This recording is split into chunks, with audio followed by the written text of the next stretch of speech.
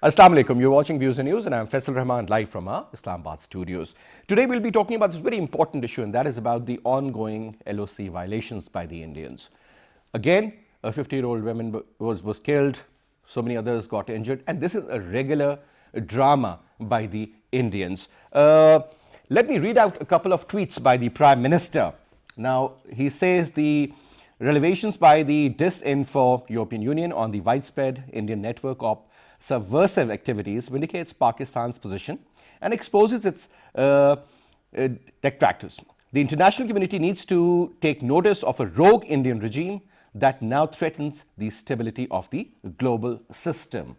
Prime Minister further stated that Pakistan has consistently drawn attention of international community to India's subversive activities to undermine democracies in the region and export fund extremism through structures of fake news organizations and think tanks. Recently, government of Pakistan provided dossier to UN of India's state terrorism in Pakistan. He further added that already in 2020 alone, there have been 3,000 plus Indian ceasefire violations along the line of control and working boundary by unprovoked firing deliberately targeting civilians, resulting in 276 casualties, of which 92 were women and 68 were children. Imran Khan said that I'm making absolutely clear to the international community that if India was to be reckless enough to conduct a false flag operation against Pakistan, it would confront a strong national Pakistani resolve and be given a befitting response to all levels of the threat. Make no mistake. Now, again, when we talk about the Special Assistant of the Prime Minister on National Security, Moeed Yusuf, he also tweeted, and his tweets were pretty interesting as well. He mentioned that at the Shah Mahmood Qureshi has just informed international media in United Arab Emirates that we have very specific and reliable intelligence of Indian plans to attempt surgical strikes against Pakistan. Moeed Yusuf further stated that we know that India is deeply unnerved because its acts of aggression against Pakistan through state-sponsored terrorism and blatant disinformation-based propaganda have been exposed. The Special Assistant to the Prime Minister on National Security further added that India's desperation has reached absurd levels if they think they can strike a united and proud nation that is a nuclear power. We have informed the world that we know exactly what India wants to do. We also know that some capitals were already aware of it. And an interesting tweet by the European Union Disinfo Lab. Let me read that out too.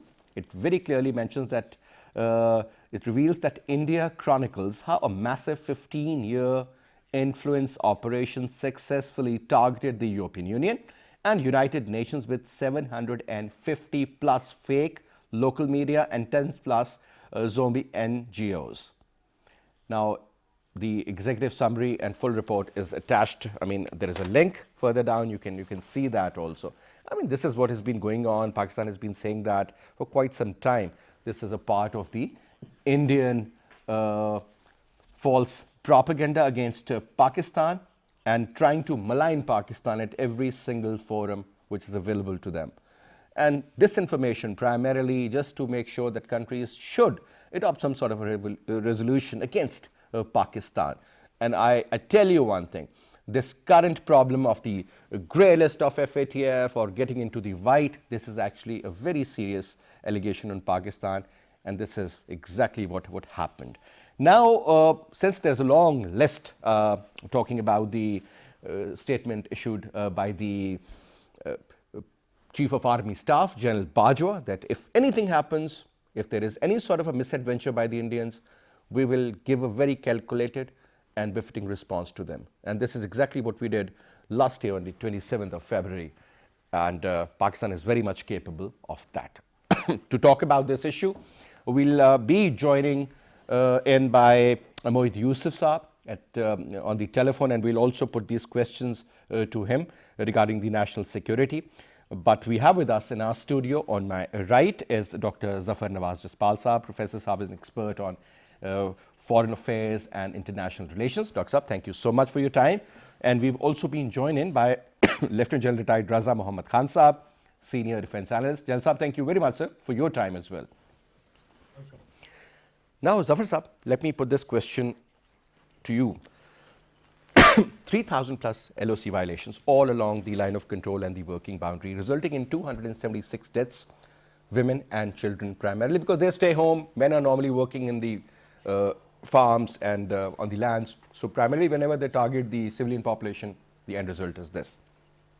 Now, Dr. Saab, the ongoing exercises with the Chinese Air Force, earlier than that with the Russian army as well, excuse me. And then what we see is that the kind of hegemonic designs the Indians have, do you still believe India is as big a threat as it was, or the momentum and the magnitude of the threat has increased? Look, first we have to take into account what the Indian strategic, you can say, enclave is thinking. If you read their joint services, which we call it doctrine, released in April 2017, in that they identified how to prevent the threat or conflict, and very categorically they wrote that while dealing with the conflict, they are going for punitive destructive measures. Now, if we can follow that doctrine, and then after that the way Indians have improved their fire at the LOC and working boundary to date, even in this year, today Foreign Office has came up with the numbers that in the 1 year how much they did it.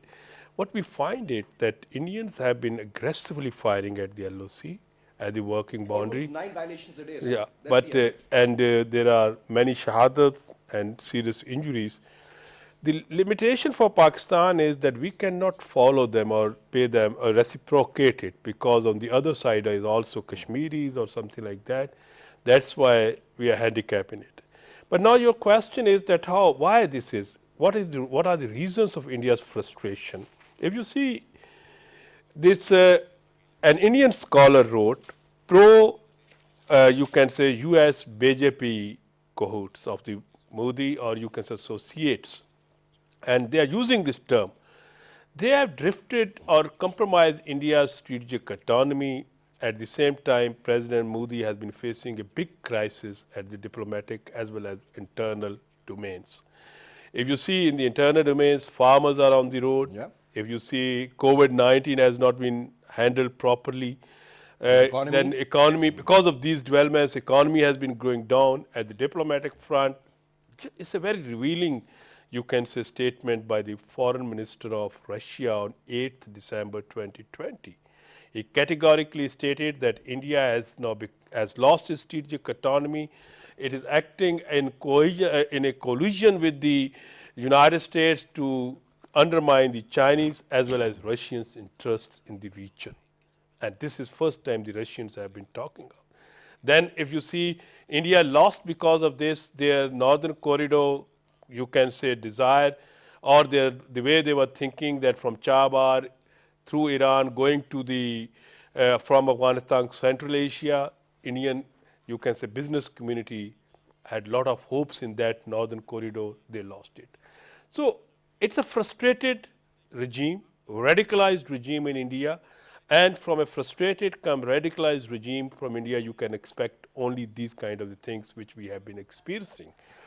Second is that recently our foreign minister categorically stated, and it was very revealing statement when he said, and later on Mohid Yusuf, National Security Advisor, also you can say reiterated in his tweets, and what they were, that India has been planning for surgical strike and at the same time looking towards its partners for endorsement.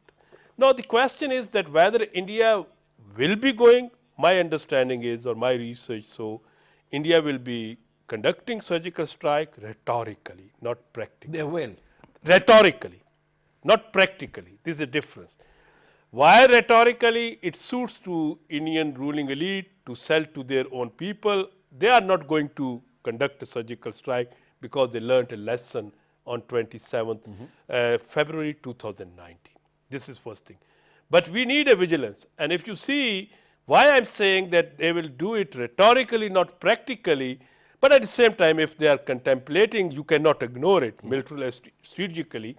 What is the reason? Did you see that recently our army chief, I mean Bajwa, and as well as this air chief, according to the ISPR, they collectively witnessed this new, you can say, our exercise for Shaheen 9. air defense exercise. Okay, about a week ago. Yeah, in which they tested all kind of the things that mechanism demonstrated.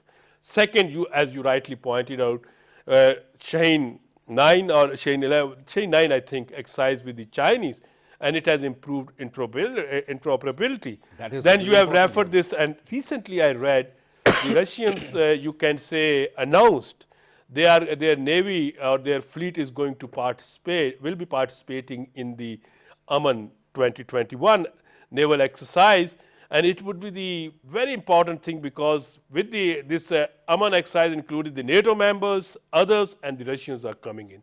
If you take all these things together, naturally the Modi is frustrated. His foreign policy has been failing. His bare hugs with the foreign leaders has not been delivering. His domestic policies have been, you can say, failed. Consequently, one cannot expect any kind of a rationality from this kind of a fanatic regime in India, and that's why we have. And then, above all, today in the, I think, newspaper, it was mentioned that in the British Broadcasting has fined one of the Indian channel around 20,000 pounds, and that was Arnab Goswami's Republic TV. yeah. This is confirming which you have earlier referred this. So he was inciting violence. That's the reason. So if these things are now happening, naturally, what the Indians in the last 15 years were enjoying, you can say now they are these kind of the concealed activities, enjoying the benefits of them. Today they have been exposed. So that's why my understanding is that our armed forces needs to be very much, you can say, prepared to meet or to, you can say, respond any kind of eventuality. Despite this, I am very much convinced that Indians will not take a risk of surgical strike. All right.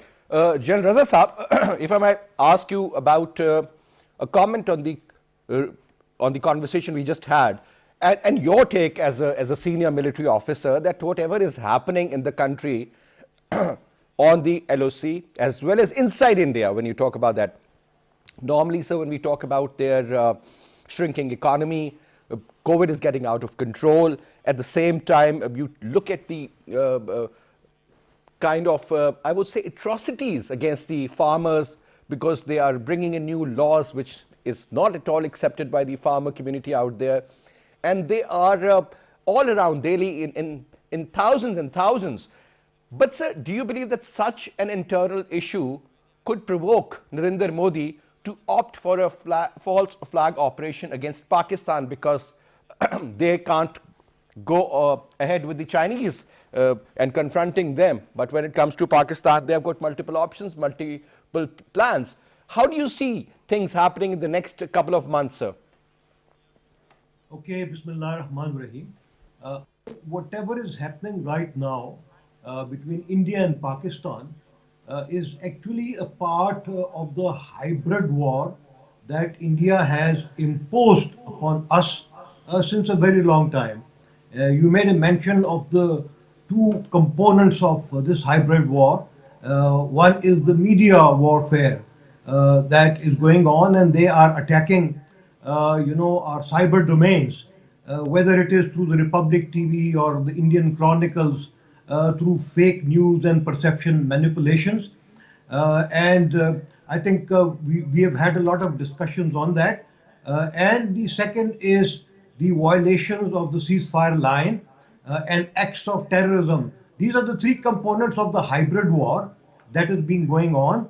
And I think Pakistan and its armed forces and the people of Pakistan are fully ready to respond to all these individual components of the hybrid warfare. Except that, here it is the time that we have to adequately finance all our security responses, whether they are in the cyber domain or they are in the domain of the conventional defenses of the country. Coming, to the violation of the ceasefire line, I think it was only 2 days back that although this is the responsibility of the United Nations Military Observers Group in India and Pakistan to report these violations to the United Nations Secretary General, but because they are unable to do that, so there is a problem. And the Indians are targeting the UN itself. So while they have announced some kind of an inquiry, I think they need to report all this, the entire matter, to the UN Security Council, the permanent members of the Security Council. And we have been talking of how to physically stop them. Yes, one way is to have the escalation dominance as we had, in February 2019. The second way is that the government allows greater flexibility to the armed forces of Pakistan to not only respond in kind, but to have escalation dominance. And in this case, it is possible for them to identify those headquarters and command centers from which the orders are coming for the violations of the ceasefire line and for deliberately targeting the civilians. So I think Pakistan may have to lower its threshold to such attacks if the UN does not intervene, or if our political and diplomatic means fail. And then, of course, there will be escalation, and Pakistan will be able to dominate that escalation, as we proved it to India and to the world last year. And therefore, I think the Prime Minister is rightly warning the international community and the UN of Indian designs to divert the attention of the world as well as its own people from all its failures domestically, whether it was their Kashmir policy, whether it was the CAA policy, whether they are the farm laws, or whether it is the downtrend of their economy. So they are quite capable of undertaking some kind of operations against Pakistan, but we are prepared for that. But let me add to that is that the information domain is of equal importance, and I think the Ministry of Information, the PEMRA, the people of Pakistan, they need to be more aware of how this is working against Pakistan. We need to know that the Asian News International, which is actually the biggest news agency, the entire Indian media is dependent on that, and they are actually taking cues from that. And the Asian News International is supported by the Ministry of External Affairs. Republic TV is supported by the Ministry of External Affairs. Also, it has got very close connections with RAW. So we should all be aware of that. There seems to be a good synergy out there, sir. Sorry? Jalsab? Jalsab, I'm saying that, I mean, they're working very well. I mean, let's, give the credit, the due credit to the devil. The point is, sir, now, Jalsab, almost 15 years ago, I'm sure you were in service. And I remember in 2006, 7 and 7, 8, or rather, Jalsab, if you allow me, we've been joined in by Moeed Yusuf Saab, the Special Assistant to the Prime Minister on security matters. Moeed Saab, Assalamu Alaikum. Wa alaikum assalam. Moeed Saab, thank you so much, sir, for taking out your time and talking to PTV World. Now, since I was about to put this question to Jalsa, but since you've joined in, it's been 15 years. Now, this document says that it's been 15 years that this non-kinetic warfare or the smart warfare or the cyber warfare or the misinformation that has been spread against Pakistan. That was the time when Nawaz Sharif Saab had his full tenure, or prior to that, it was Zardari Saab. And even if you look at 2015 onwards, the last tenure of Musharraf. So what took us so long to actually identify? Because I remember in 2006-7, I did a show on this and regular shows. And even when I was doing a course at the NDU, I did, my thesis was about the non-kinetic warfare. We raised this issue even at that time that, see, this is what is happening. But sir, honestly speaking, this issue wasn't taken so seriously even at that time. This non-kinetic warfare, without the use of weapons, I mean, through maligning a country, spreading disinformation, so on and so forth. Now, first of all, sir, were we not aware of that? Even if we were at that time, we didn't do much. But now, talking about 2020 onwards, what needs to be done? Mohit Saab. Thank you, Ji. See, you first got to understand that there are certain policies and decisions that are made for a particular moment in time. I agree with you that perhaps this should have been looked at earlier much more seriously. I wasn't here. Many people weren't here who are in charge today. So it's difficult to say what compulsions previous administrations faced in that sense. But the question now, I'm a big believer in looking at the past only to learn lessons. And the lesson that we should learn is that yes, the world has started on this much before us and we need to catch up. So the focus of my work, my office, the system in Pakistan, those who are blessed to be in positions of responsibility, is on how do we make sure that these kind of things, we have a system, we have a whole network where we can tackle, we can expose, we can neutralize, and put our rightful view to the world. And that's what we are working on in a coordinated way. I completely agree with you. We have a ways to go. We have to improve wherever we find weaknesses. But I'd also tell you that you must have recognized a change in the way Pakistan is approaching the world. We've made a conscious decision to be unapologetic, to be on the front foot, to push our rightful narrative as much as possible. And what you're seeing now is a dossier against India. The EU Disinfo Lab came out and, we are beginning to pursue that. And there are already some results in terms of an inquiry in the EU Parliament, other hate speech in the UK by an Indian channel being penalized, etc. So things are beginning to fall in place, but yes, I agree, we have a lot more to do. All right. Now, this Brussels-based NGO, in fact, working to combat disinformation, they, in fact, exposed this. So it has a lot of weightage now, sir, because if it was exposed by some Pakistanis sitting in Pakistan, it wouldn't have made that kind of a difference. Now, so from now onwards, I mean, we do understand there was a cyber attack. Then a lot of officers and other people, they've been told to, shut down their Facebook accounts. They can't use WhatsApp for that matter. This new hybrid warfare, this new war, it has different tactics. How well prepared are we, sir? Because, we can give them a befitting response on the LOC. If they will fire 5 bullets, we can go and we can have the option to fire 10 back.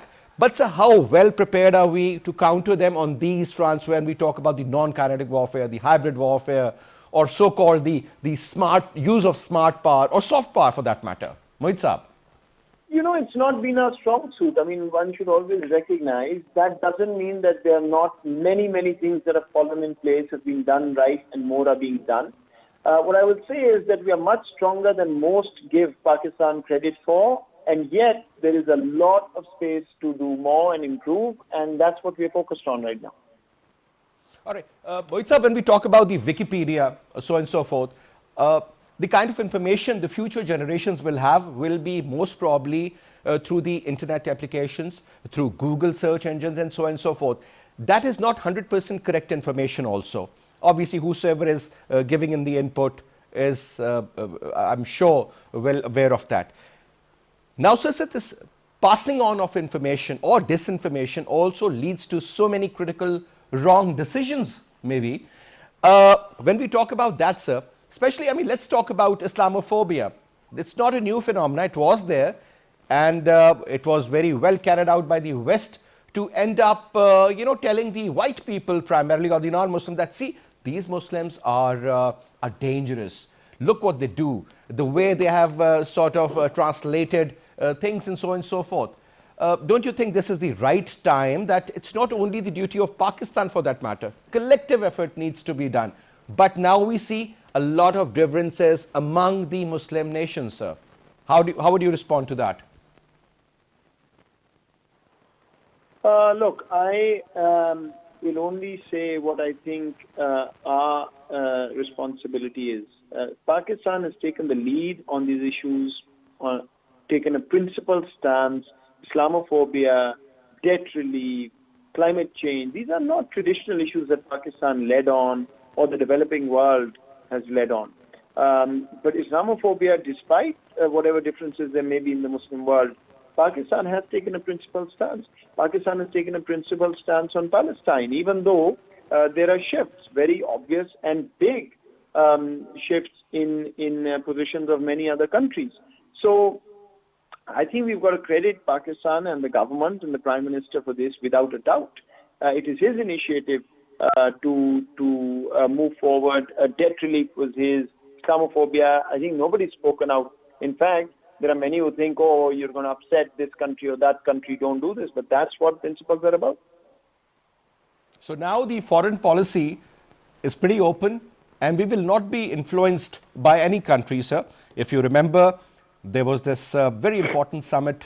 Actually, it was proposed by the Prime Minister in Malaysia, when Mahathir Sahib was the Prime Minister there as well. And Turkish President went there as well, the Iranian and the Qatari. And we were stopped. And later on, it was admitted. Earlier, we were not told what exactly had happened, but Erdogan was very open.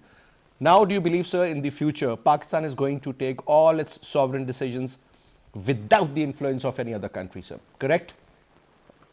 No, not correct. I think there's no country in the world that in today's globalized environment can take decisions without taking into account what impact it may have on others who it works with. I think the expectations need to be fairly realistic. Pakistan, like many other countries, or almost all countries, is influenced by the world. We should be influenced by the world. That's what mainstream countries are. We are not rogue states, a rogue state like India, who is on its own tangent, not caring about international laws and norms. There will be influences. And the way to reduce these influences is internal strength and economic power. That is what we are working on. It's going to take time. But yes, you are absolutely right. The decision we have made is we are not going to be apologetic about what our positions are and what our interests are. And that does mean that, yes, sometimes others may not like what stances we take. But at the end of the day, we will be influenced. We are still dependent on a number of countries. A number of countries are partners whose sensitivity we are very, very acutely conscious of and want to ensure that, they are not hurt by anything. So yes, those influences are there. There is no machoism about saying, I am never going to listen to any. No, if we get good advice, if there is benefit for Pakistan to be working with somebody, and in that case, there's mutual understanding, adjustment or compromise, I see nothing wrong with that. All right. That's a sign of thank maturity. you so much.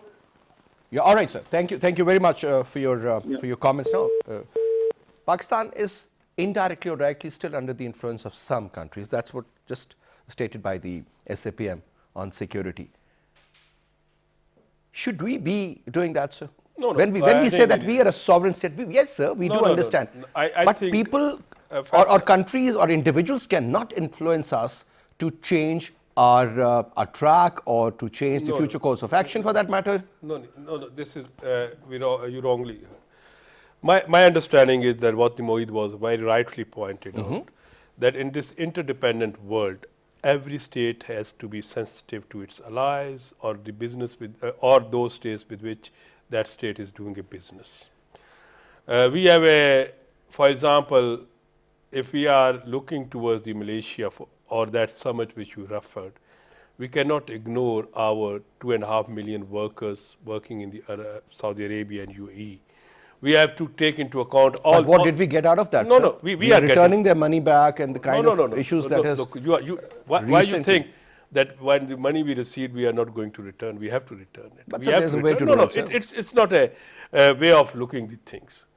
I think that in the 21st century, the nations or the states have to be very sensitive about the other states' interest, and they have to.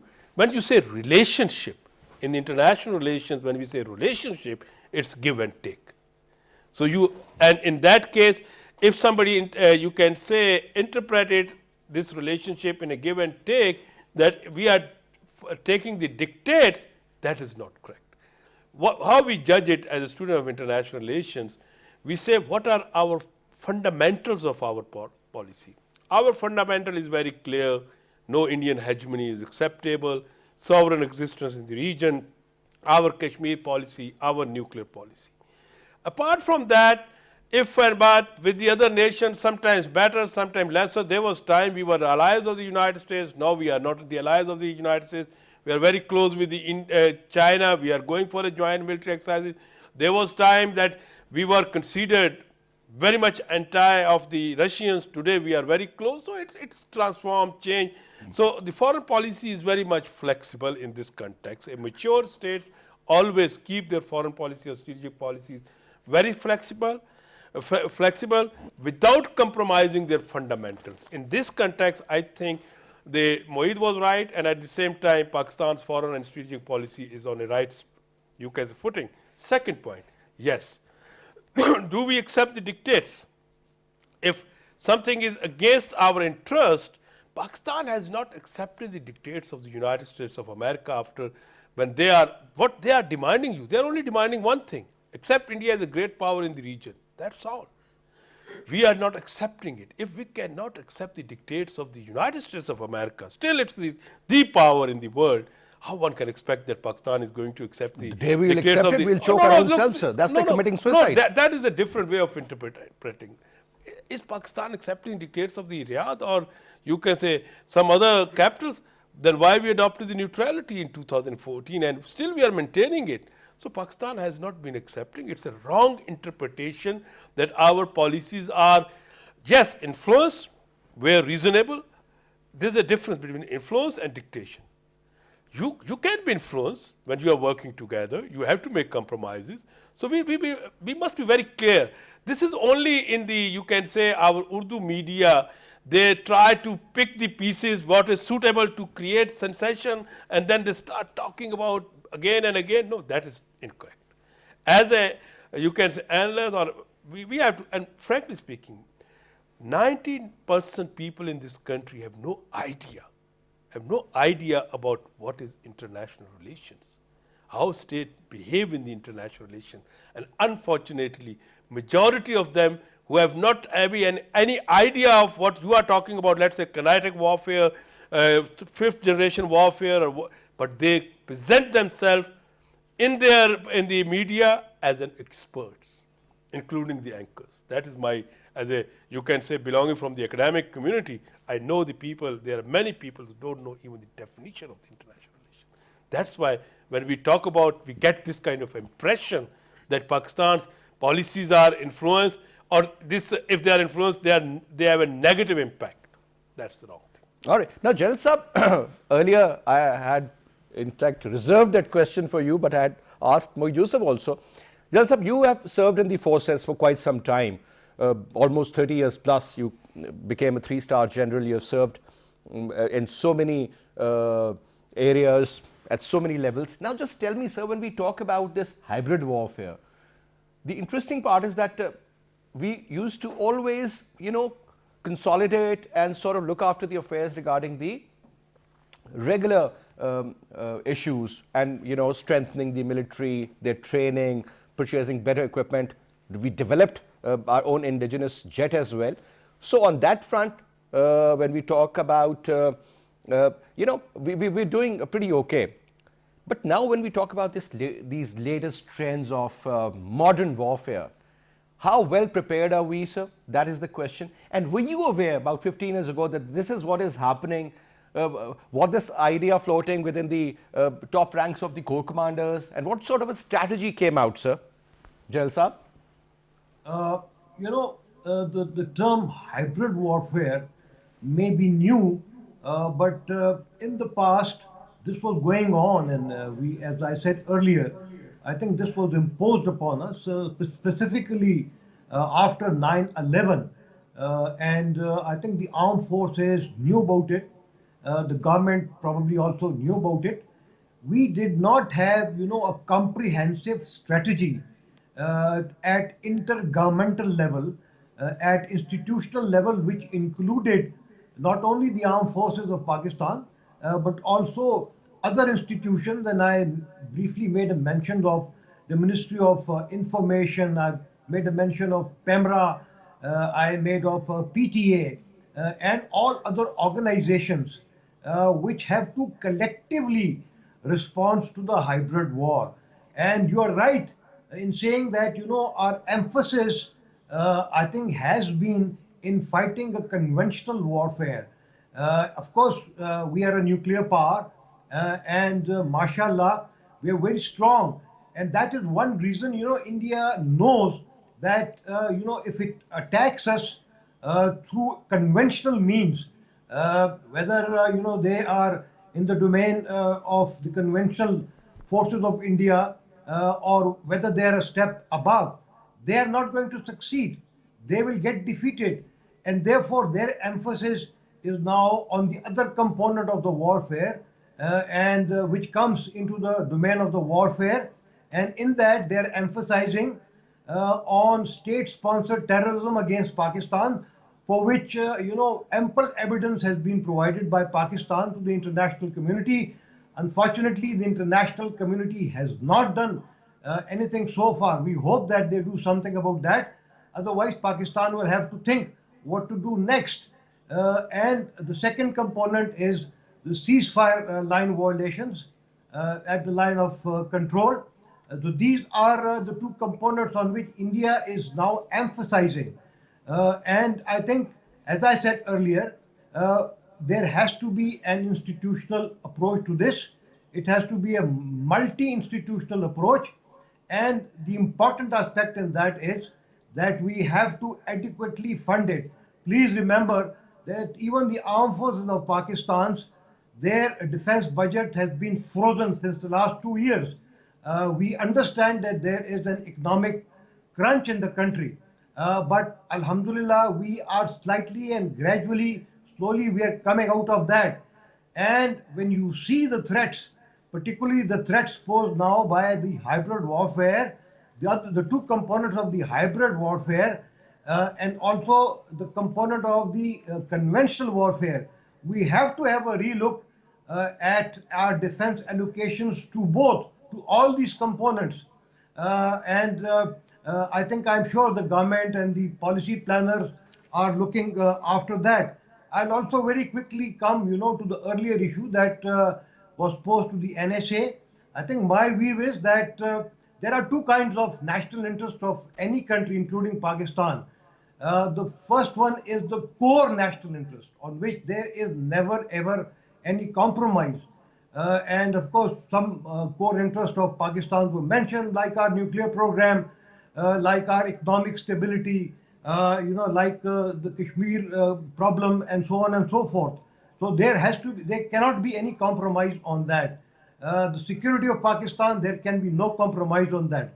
Of course, there could be some peripheral interest on that. One could be flexible, and there could be compromises so that they do not clash with the peripheral interests of other countries.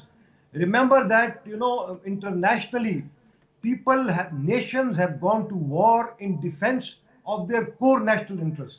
And that must always be kept in mind. And I think that is known to the security planners, that is known to the government of Pakistan, that we will never compromise on our core national interests.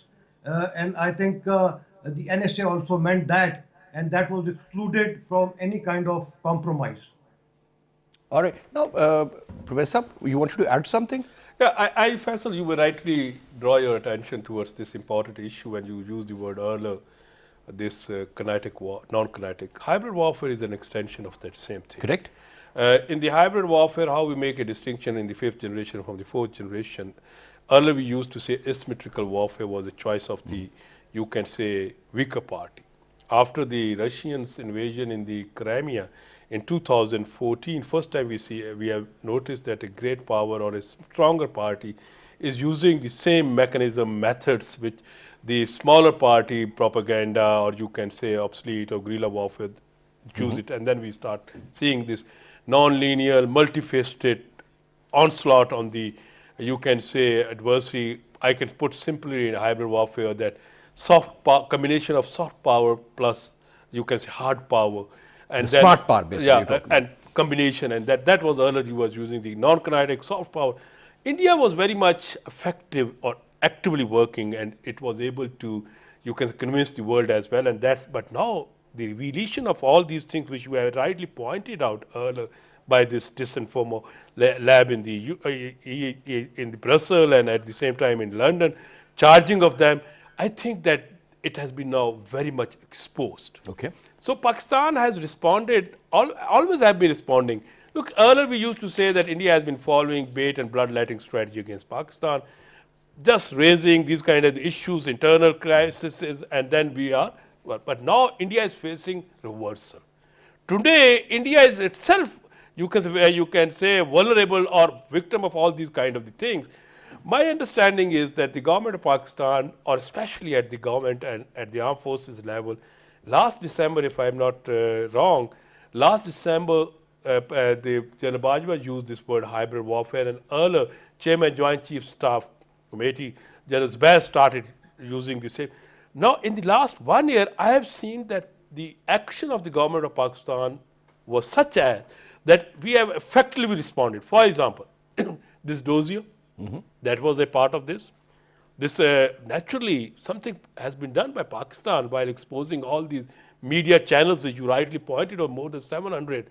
That was a Pakistan's effective move, highlighting India's involvement more openly and accurately, talking straight language with the allies as well as with the others. For example, the foreign minister saying categorically that India is waiting for the endorsement or approval from its partners. Who are its partners? Old and new one. The United States is its partner, according to the Americans' definition of the India as a partner, or where he was making this statement in the Abu Dhabi.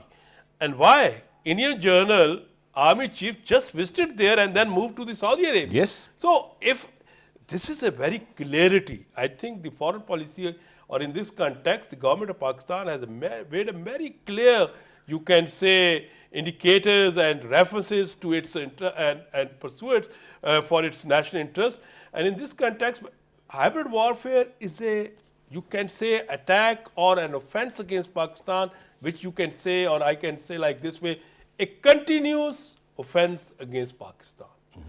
You can manage with your conventional and nuclear power by solidifying your fence, which is physical fence, but you have to work on the narratives. Exactly. You have This to is what work- I was. Yeah, you have to work on these kind of a propaganda.